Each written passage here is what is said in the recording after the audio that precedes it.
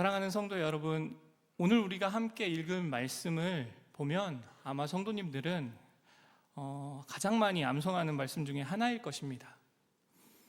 어릴 적부터 제가 청소년, 대학교 시절에 이 말씀에 있는 찬양을 또 부르기도 했었는데요. 구하라 너희에게 주실 것이요 찾으면 찾으리라, 이런 찬양 같이 했었습니다. 그리고 교회 달력에 자주 등장하기도 했습니다. 집에 걸린 말씀 액자에도 많이 접했던 말씀입니다. 그래서 우리는 이 말씀을 너무나 잘 안다고 생각합니다. 기도하면 하나님께서 응답해 주실 거야. 물론 맞는 말입니다. 그러나 오늘 본문은 단순히 기도하면 응답받는다는 정도의 말씀으로 끝나지 않는다라는 것이죠. 예수님께서 왜 이 말씀을 하셨는지, 어떤 문맥에서 이 말씀을 하셨는지 살펴보면 우리가 생각했던 것보다 훨씬 깊은 의미가 담겨 있다는 사실을 발견하게 됩니다. 그래서 저는 이 말씀에 담겨진 은혜를 함께 나누고자 합니다. 먼저 이 말씀의 구조를 보면 마태복음 5장부터 7장까지는 우리가 너무나 잘 아는 산상수훈의 말씀입니다. 산상수훈이 무엇입니까? 예수님이 산 위에 앉으시고 제자들에게 나오자 입을 열며 가르치신 내용을 산상수훈이라고 합니다. 하나님의 나라의 백성은 어떻게 살아가야 하는지를 아주 구체적으로 말씀하신 내용인 것이죠. 오늘 말씀은 마태복음 7장으로 산상수훈의 결론부에 해당하는 첫 말씀입니다. 예수님은 산상수훈을 통해 제자들에게 엄청난 요구를 하십니다. 원수를 사랑해라. 오른뺨을 맞으면 왼뺨도 둘러대라. 마음의 음욕을 품는 것도 간음이다. 원수를 위해서 기도해라. 남을 비판하지 말아라. 은밀하게 구제하고 은밀하게 기도해라. 심지어 하나님 아버지처럼 온전하라라고까지 말씀하십니다.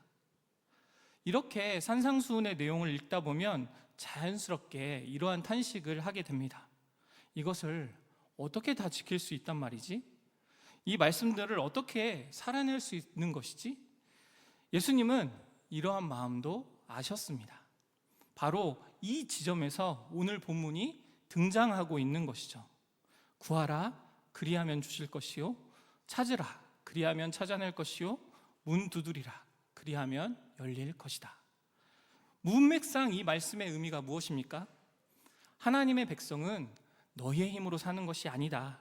하나님께 구하며 사는 것이다 라고 권면하고 있는 것이죠. 오늘 본문은 단순히 기도의 기술을 가르치는 말씀이 아닙니다. 하나님의 나라의 백성의 삶의 방식을 가르치고 있는 말씀입니다. 하나님의 백성은 자신의 능력으로 살아가는 사람이 아니라 기도하며 살아가는 사람이라는 것이죠. 그런데 우리의 모습을 보면은 평상시에 잘 기도하지 않습니다.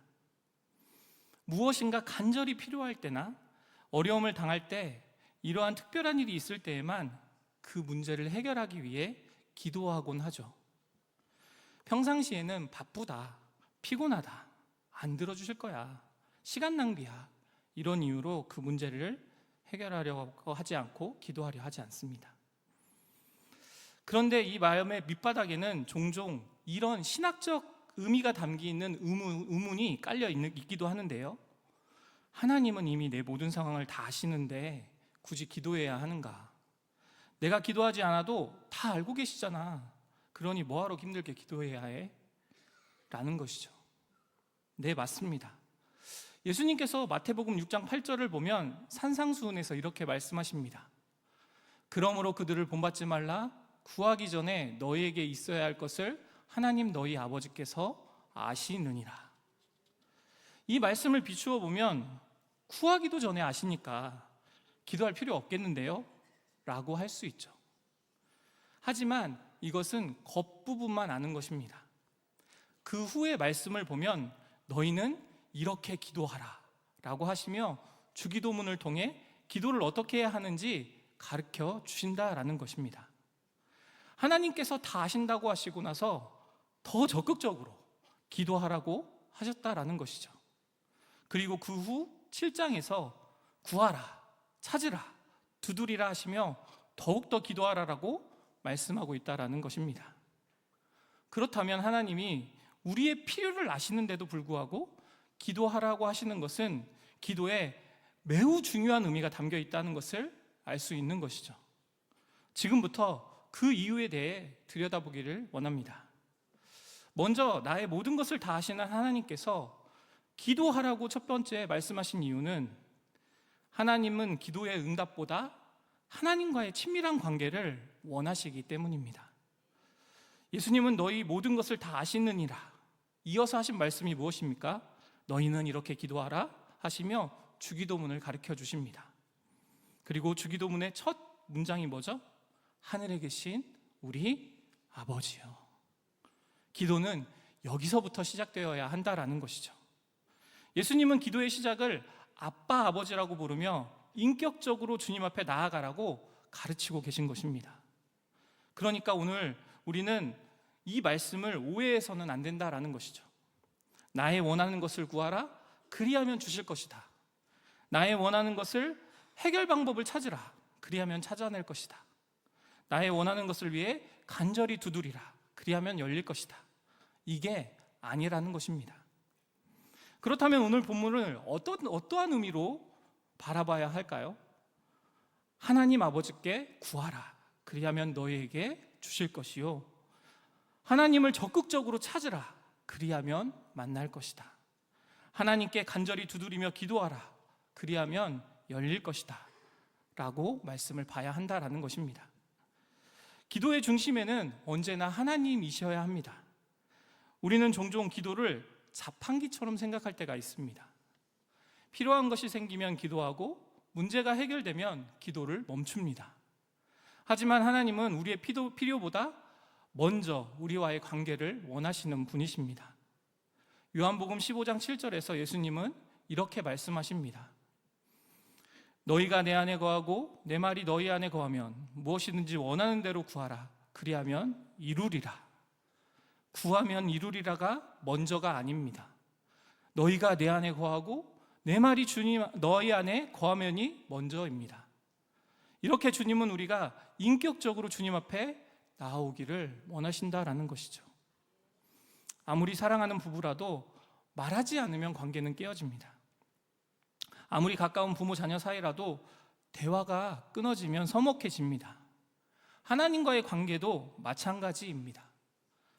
기도가 없으면 하나님을 믿기는 하지만 그분을 인격적으로 알지는 못하는 상태가 되는 것이죠. 기도가 없으면 관계가 없고, 관계가 없으면 신앙의 생명이 시들어가게 된다라는 것입니다. 반대로 구하고 응답받으면 문제가 해결되는 것보다 하나님께서 살아계신다는 확신과 하나님께서 자신의 기도를 들으신다는 사실로 인해 놀라움과 감격이 더 커진다라는 것이죠. 그래서 이런 간증을 하게 됩니다. 응답도 감사하지만 이 일을 통해 하나님이 살아계시다는 것을 확신하게 되어서 감사합니다. 기도는 하나님께 내 상황을 알려드리는 시간이 아닙니다. 하나님은 이미 다 알고 계십니다. 기도는 하나님께 우리의 마음을 드리는 시간입니다. 하나님께 구하고 대화하는 시간입니다. 여러분, 기도가 나의 소원을 이루는 것이라면 오늘 본문의 말씀은 구하라에서 멈춰야 합니다. 그런데 예수님은 구하라에서 끝내지 않았다라는 것이죠. 이어서 찾으라라고 말씀하십니다. 여기서 찾다라는 말은 단순히 잃어버린 물건을 찾는 정도의 의미가 아닙니다. 애쓰고 탐색하고 간절히 구하며 끝까지 추구하는 것을 의미합니다. 그렇다면 예수님은 무엇을 찾으라고 말씀하고 있는 것일까요? 많은 사람들은 해결책을 찾으라, 방법을 찾으라, 축복을 찾으라라고 생각합니다. 그러나 예레미야 29장 12절과 13절은 이렇게 약속하고 있습니다. 너희가 내게 부르짖으며 내게 와서 기도하면 내가 너희의 기도를 들을 것이요 너희가 온 마음으로 나를 구하면 나를 찾을 것이요 나를 만나리라. 이 말씀을 보면 하나님께서 가장 강조하고 있는 것이 무엇입니까? 내가 기도를 들어줄 거야, 이게 아닙니다. 내가 기도를 들을 것이다. 기도를 들으는 나를 만나라 라고 말하고 계신다라는 것이죠. 기도의 가장 큰 축복은 하나님을 만나는 것입니다. 우리의 신앙은 결국 하나님과의 만남에서 시작되고 하나님과의 만남으로 깊어집니다. 생각해 보십시오. 처음 만난 사람의 마음을 잘 알 수는 없습니다. 하지만 오랫동안 함께 시간을 보내고 대화를 나누다 보면 그 사람이 무엇을 좋아하는지, 무엇을 싫어하는지, 무엇을 중요하게 여기는지를 자연스럽게 알게 됩니다. 하나님과의 관계도 마찬가지입니다. 하나님과의 관계가 깊어질수록 우리는 하나님의 뜻을 더 선명하게 알게 됩니다. 그래서 기도는 단순히 말을 많이 하는 시간이 아닙니다. 기도는 하나님의 마음을 품는 시간입니다. 하나님의 시선을 배우는 시간입니다. 하나님의 뜻에 우리의 삶을 맞추는 시간입니다. 우리는 처음에 대부분 자신의 문제를 가지고 하나님 앞에 나아옵니다. 건강을 위해 기도합니다. 자녀를 위해 기도합니다. 사업을 위해 기도합니다. 진로를 위해 기도합니다. 이것이 잘못된 것은 아닙니다. 하나님은 우리의 모든 필요를 가지고 나아오라고 하셨거든요. 그러나 기도를 계속하다 보면 어느 순간 기도의 내용이 달라집니다. 처음에 하나님 제 뜻을 이루어 주십시오라고 시작합니다. 그런데 하나님과 동행하는 시간이 길어질수록 이렇게 기도하게 됩니다. 이미 저는 하나님 앞에 많은 사랑을 받았습니다. 하나님, 제 뜻보다 하나님의 뜻이 이루어지기를 원합니다. 이것이 기도의 성숙입니다. 이것이 하나님께서 우리를 기도의 자리로 부르신 이유입니다. 성경에는 이 모습을 보여주는 대표적인 인물이 있습니다. 바로 다니엘입니다. 다니엘은 바벨론이라는 우상숭배 한가운데에 살았습니다. 왕이 바뀌고 나라가 바뀌고 환경도 바뀌어도 한 가지는 바뀌지 않는 것이 있었습니다. 그것은 다니엘이 하루에 3번 하나님을 찾는 기도를 드렸다라는 것입니다. 다니엘은 이스라엘 성전을 향해 하루에 3번 기도했습니다. 다니엘은 기도를 통해 하나님의 뜻을 분별하였습니다. 그래서 세상은 바벨론이었지만 그의 삶은 하나님의 나라로 살아낼 수 있었던 것이죠. 기도하는 사람은 세상에 끌려가지 않습니다. 기도하는 사람은 환경에 넘어지지 않습니다. 기도하는 사람은 하나님의 뜻에 살아갑니다. 왜냐하면 하나님을 찾는 사람이기 때문입니다. 무엇보다 이 모습을 가장 완전하게 보여주시는 분이 바로 예수님입니다. 겟세마네 동산에서 예수님은 이렇게 기도하셨습니다. 마태복음 26장 39절입니다. 내 아버지여, 만일 할만하시거든 이 잔을 내게서 지나가게 하옵소서. 그러나 나의 원대로 마옵시고 아버지의 원대로 하옵소서. 내 아버지여, 만일 할만하시거든 이 잔을 내게서 지나가게 하옵소서.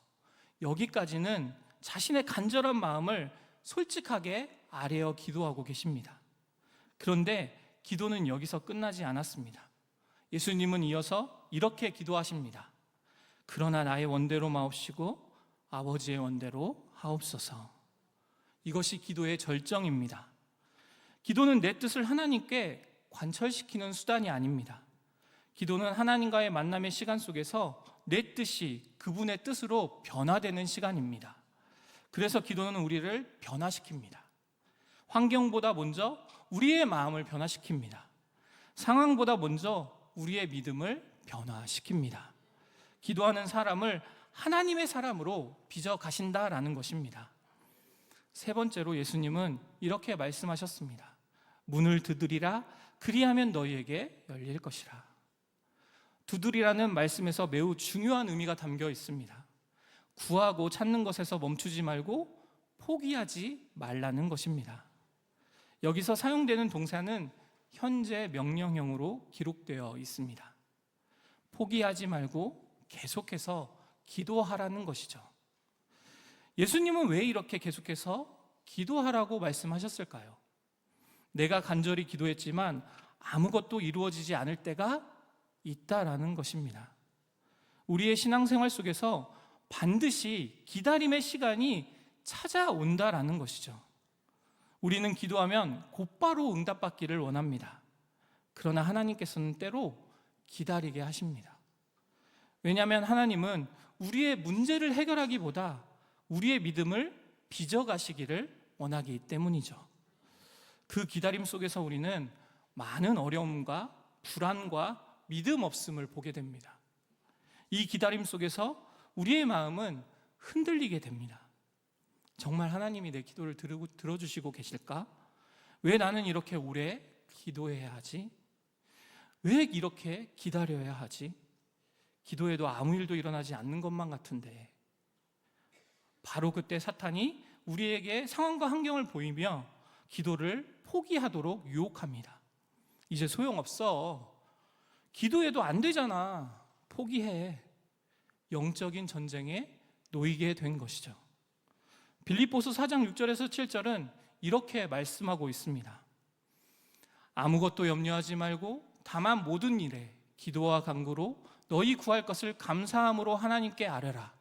그리하면 모든 지각에 뛰어난 하나님의 평강이 그리스도 예수 안에서 너희의 마음과 생각을 지키시리라. 여러분, 이 말씀을 자세히 들여다보면 바울은 기도하면 문제가 모두 해결된다라고 먼저 말하고 있지 않습니다. 먼저 말하는 것은 너희 구할 것을 감사함으로 하나님께 아뢰라입니다. 왜일까요? 기도하지 않으면 우리의 마음이 먼저 무너져 내리기 때문입니다. 기도하지 않으면 말씀처럼 마음과 생각을 지키지 못한다라는 것입니다. 마음이 무너지면 영적 전쟁에서 패배하게 됩니다.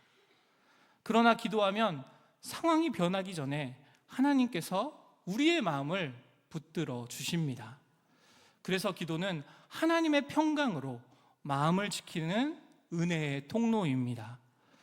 기도는 우리의 삶을 붙드는 영적인 방패이며 하나님 나라를 이루는 능력의 통로인 것이죠. 그러므로 우리는 기다림 속에서 기도를 멈추지 말아야 합니다. 왜냐하면 우리가 붙드는 것은 환경이 아니라 하나님의 약속이기 때문입니다. 예수님은 이어서 9절에서부터 11절 이렇게 말씀하고 계십니다. 너희 중에 누가 아들이 떡을 달라 하는데 돌을 주며 생선을 달라 하는데 뱀을 줄 사람이 있겠느냐? 너희가 악한 자라도 좋은 것을 자식에게 줄 줄 알거든 하물며 하늘에 계신 너희 아버지께서 구하는 자에게 좋은 것으로 주시지 않겠느냐? 왜 끝까지 기도할 수 있습니까?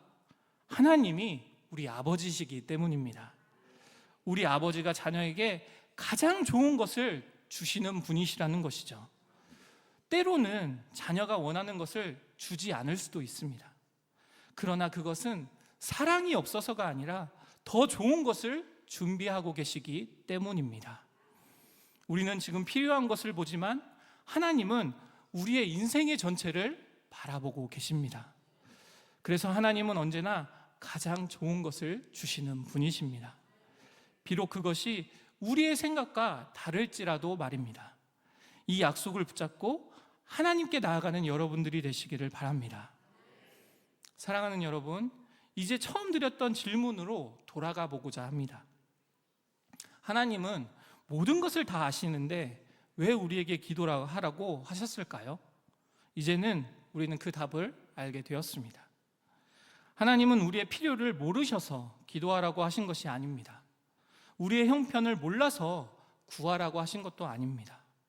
기도를 통해 우리를 하나님께 더 가까이 이끌어 주시기 위해 말씀해 주신 것입니다. 그래서 주님은 말씀하십니다. 구하라. 나의 원함이 아닌 하나님의 얼굴을 구하는 여러분들이 되시기를 바랍니다. 문제를 붙드는 사람이 아니라 하나님을 붙드는 사람이 되시기를 바랍니다. 기도는 원하는 것을 얻는 기술이 아니라 하나님과의 관계를 누리는 은혜입니다. 다 아시는 하나님은 오늘도 우리가 직접 나오기를 원하십니다. 예수님께서는 또한 찾으라고 말씀하셨습니다. 기도를 통해 하나님을 찾고 하나님의 뜻을 깨닫는 여러분들이 되시기를 바랍니다. 기도는 하나님과의 친밀함 속에서 그분의 뜻을 발견하는 통로이기 때문이죠. 처음에는 내 뜻을 가지고 기도하지만 하나님을 깊이 만나는 어느새 내 뜻보다 하나님의 뜻을 더 사랑하게 됩니다. 이것이 기도의 변화이고 기도의 은혜입니다. 예수님은 두드리라고 말씀하십니다. 포기하지 마십시오. 때로는 긴 기다림 상황 속에서 놓일 때가 있습니다. 응답이 늦어지는 것처럼 보여도 하나님의 침묵은 하나님의 부재가 아니라는 것이죠. 하나님은 포기하지 않고 주님 앞에 나오는 자에게 가장 좋은 때에 가장 좋은 곳으로 응답하시는 분이심을 기억하시기 바랍니다. 기도는 영적 전쟁에서 우리를 지키는 가장 강력한 무기입니다. 그런데 여러분, 이렇게 마무리를 하려다 보니 이러한 질문 앞에 놓이게 되었습니다. 그래요, 목사님, 기도하라는 거 알겠는데요, 저는 믿음이 정말 약해요. 매번 기도하려고 하는데 잘 안 돼요. 맞습니다. 우리는 연약합니다. 기도해야 한다는 것을 알면서도 무릎을 잘 꿇지 않습니다. 작심삼일처럼 기도를 결심해도 며칠 지나면 다시 예전으로 돌아가곤 합니다. 이것이 우리의 솔직한 모습입니다. 이러한 고민 중 저는 오늘 본문인 마태복음 7장과 같은 맥락의 같은 병행 꿈은 누가복음 11장 13절을 보게 되었습니다. 이 말씀을 통해서 예수님께서는 우리에게 기도에 대해 명령하시고 그만 내버려 두는 것이 아님을 알게 되었습니다. 마태복음에서는 좋은 것을 주시지 않겠느냐로 끝납니다. 반면에 누가복음에서는 한 가지가 더 있었습니다. 누가복음 11장 13절의 말씀을 함께 보도록 하겠습니다. 너희가 악할지라도 좋은 것을 자식에게 줄 알거든 하물며 너희 하늘 아버지께서 구하는 자에게 성령을 주시지 않겠느냐 하시니라.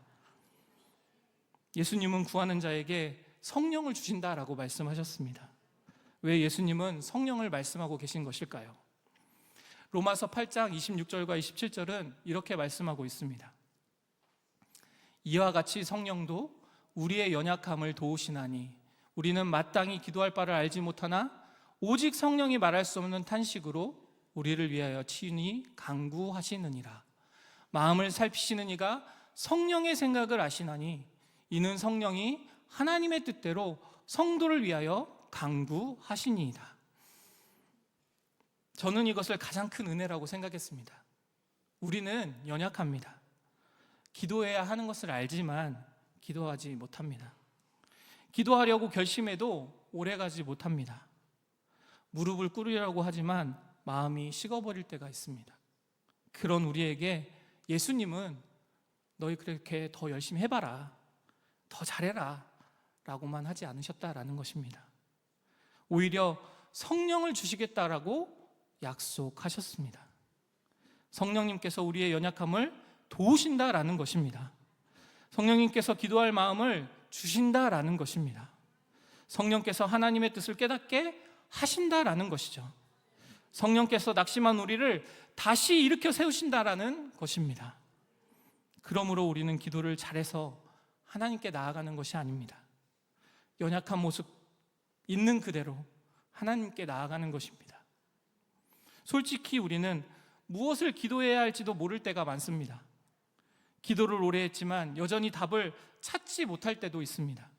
그때 하나님께서는 우리를 혼자 내버려 두지 않으신다라는 것이죠. 성령께서 우리를 붙드시고 기도하게 하신다라는 것입니다. 기도가 잘 안 된다고 느껴지는 그 자리에서 오히려 이렇게 구하는 여러분들이 되시기를 바랍니다. 성령 하나님, 기도할 수 있는 마음과 힘을 주옵소서. 기도하는 이 시간 제 마음에 성령님께서 임재하여 주옵소서. 기도하는 동안 하나님의 마음을 알게 하시고 하나님의 뜻 안에서 살아가게 하여 주옵소서. 사랑하는 성도 여러분, 오늘도 하나님은 우리가 기도의 자리로 나아오기를 기다리고 계십니다. 우리의 마음을 열어 하나님의 얼굴을 구할 때 성령님께서 하나님과 깊은 관계를 누리게 하실 것입니다. 우리가 믿음의 눈을 들어 하나님을 찾을 때 성령님께서 만나게 하시고 하나님의 뜻을 밝히 보여주실 것입니다. 우리가 기도의 손을 포기하지 않고 두드릴 때 성령님께서 함께 하셔서 영적 전쟁에서 승리하도록 인도하실 것입니다. 구하라, 찾으라, 두드리라, 그리고 성령님을 의지하라. 이 말씀을 붙들고 기도의 자리로 나아가는 저와 여러분들의 삶이 되기를 주님의 이름으로 축원합니다. 함께 기도하도록 하겠습니다.